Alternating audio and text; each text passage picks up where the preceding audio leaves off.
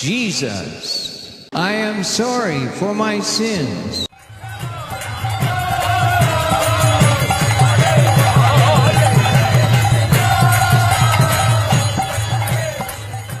Please forgive me. I forgive all others for what they have done against me.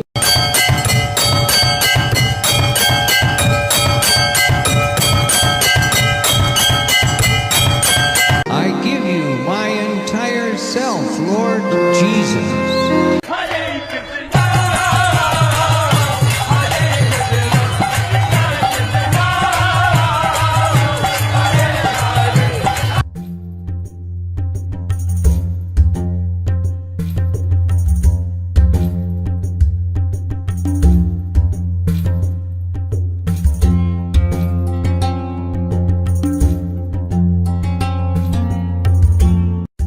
Despite their differences, Hinduism and Christianity have great similarities. And this is particularly prominent in the case of the life and teachings of the two central figures of these world religions, that is, Christ and Krishna. Krishna means of darker color and Christ means covered in dark olive oil. Similarities in just the names of Christ and Krishna have enough fuel for the curious mind to prod into the proposition that they were indeed one and the same person. Although there is little historical evidence, it is hard to ignore a host of likenesses between Jesus Christ and Lord Krishna.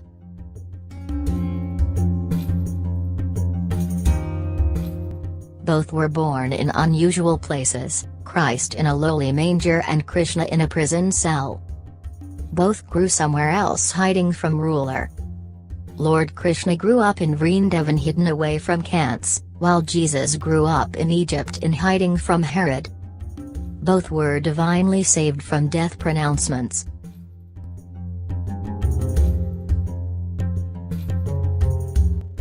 Similarity in places where their parents stayed. Krishna's parents stayed in Mathura.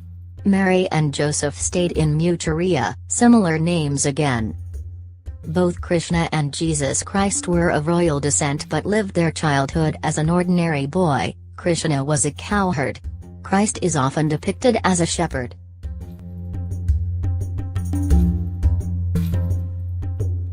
Both Jesus Christ and Lord Krishna are believed to be sons of God since they were divinely conceived. The birth of both Jesus of Nazareth and Krishna of Dwarka and their God-designed missions were foretold. Rays of light illuminated the area after they had taken birth. Evil forces pursued both Christ and Krishna in vain. Angels in both cases issued a warning. Both appeared at a critical time when their respective countries were in a torpid state. Both died of wounds caused by sharp weapons, Christ by nails and Krishna by an arrow. At the time when Krishna left this planet, his foot was pierced with an arrow, while Jesus' side was pierced with a spear.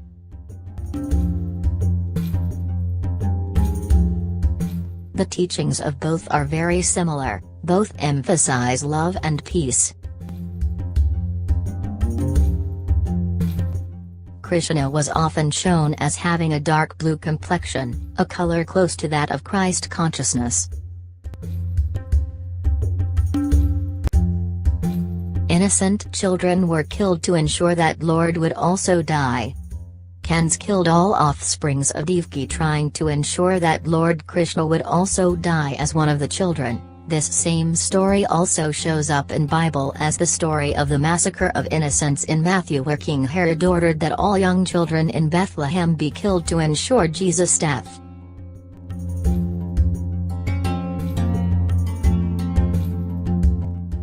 One day, wrestling and playing by the river, children saw that the Yamuna River was poisoned, so Krishna jumped in to kill the giant serpent that was poisoning the river. He danced on the serpent's head and set it free, cleaning up the river, making the river holy once again. Similar to this story, Yahweh slayed Leviathan. The prophet called Leviathan a serpent that has many heads, a sea creature, a hideous demonic creature who is apparently under the direct leadership of Satan himself. Jesus gone into the river to be baptized. Baptism is a sort of rebirth, cleansing, new beginning.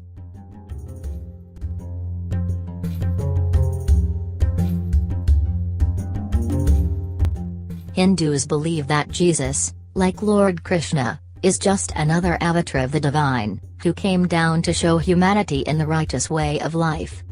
This is another point where Krishna resembles Christ, a figure who is both fully human and fully divine. Krishna stressed the idea of the grace of God in the Gita. The origin of everything, and everything arises out of me. Similarly, Jesus said, I am the bread of life. He that cometh to me shall never hunger, and he that believeth in me shall never thirst.